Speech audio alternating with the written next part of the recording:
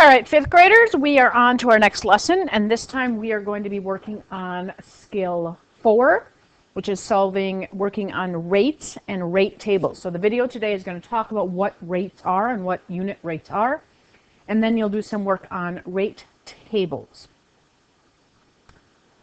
Okay, the 3 words in this lesson that you're going to be really working on getting the meaning of a rate, unit rate, and unit price. So make sure you have those in your notes books. You might want to pause and write those down so that when we give the definition of those, you can fill those in.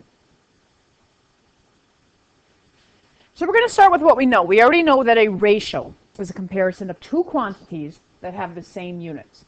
So for example, if we have the ratio 5 to 2, it would like to be saying we have 5 gallons to 2 gallons. So maybe 5 gallons of water to 2 gallons of concentrate. And it's read as 5 to 2 gallons. When we talk about rate, we are talking about the comparison of 2 quantities that have different units. So if we look at the ratio 90 to 3, it is a rate of 90 miles to 3 hours. And you can see here that we're talking about miles to hours. We have 2 different units that we are comparing. And this is read as 90 miles per 3 hours. So it's read per. So when you're talking about rates, that's when you hear that word per. All right, so let's talk about unit rates.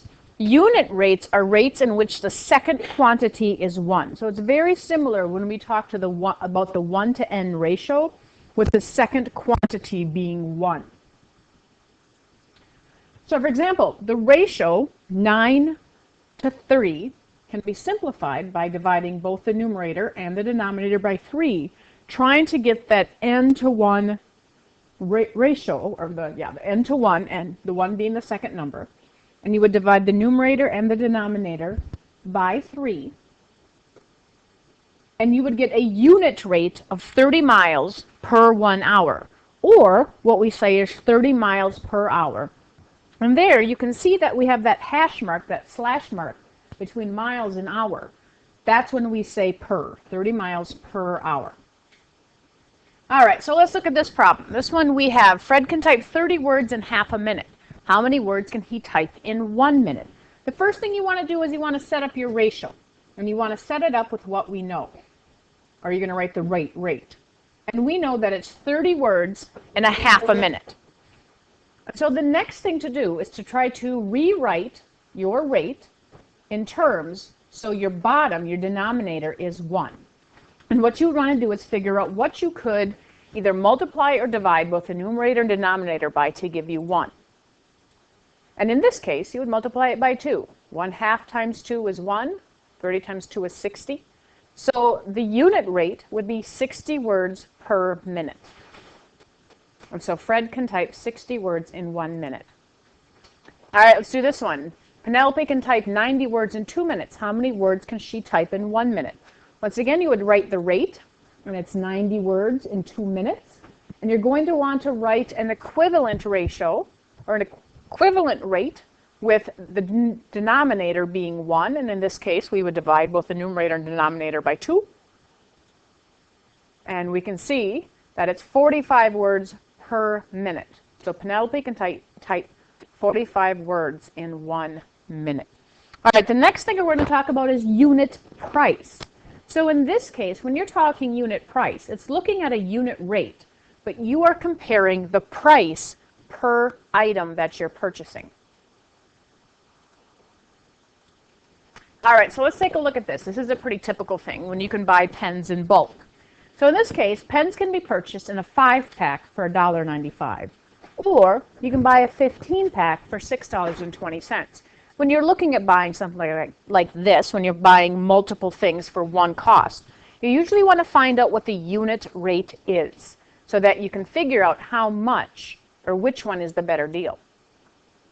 So with this one, you always want to take the price over the total number that you're buying. So the price of the package over the number of pens. And in this case, it's $1.95 and 5 pens. And you're going to notice right here that we have the squiggly equal sign.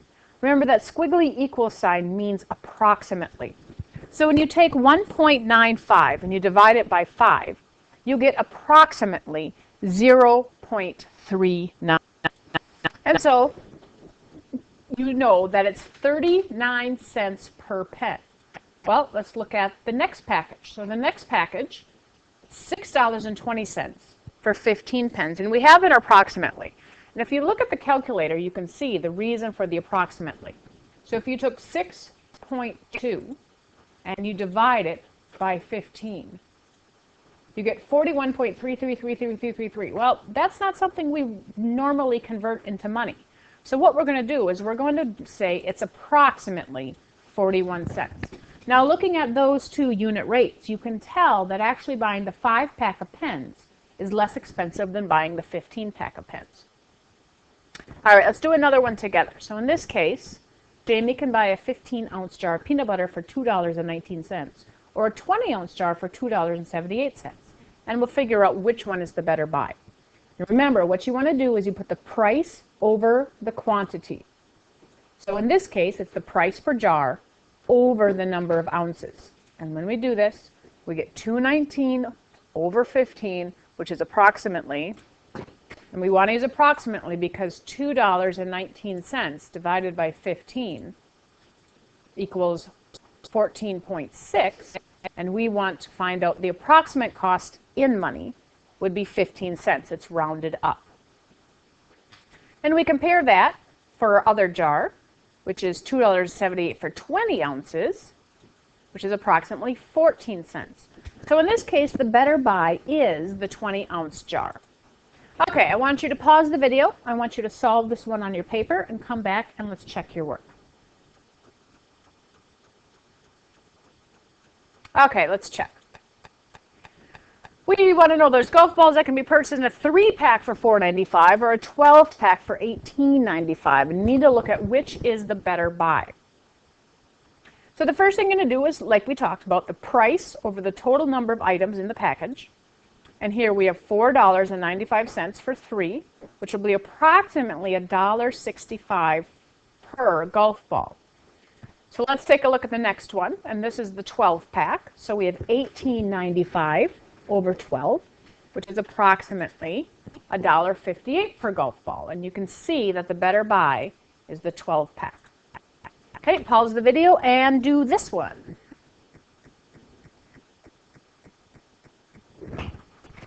All right, let's check this one out.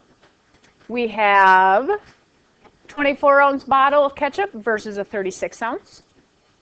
So we have the price for the bottle. The first one is $2.19. For 24 ounces is approximately 9 cents an ounce.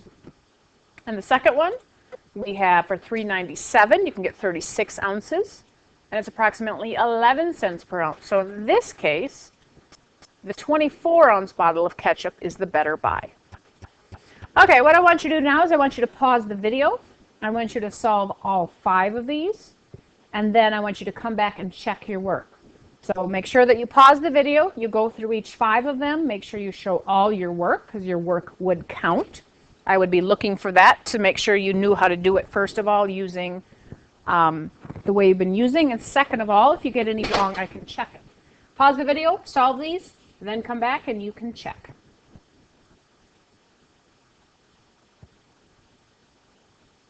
All right, now check your answers.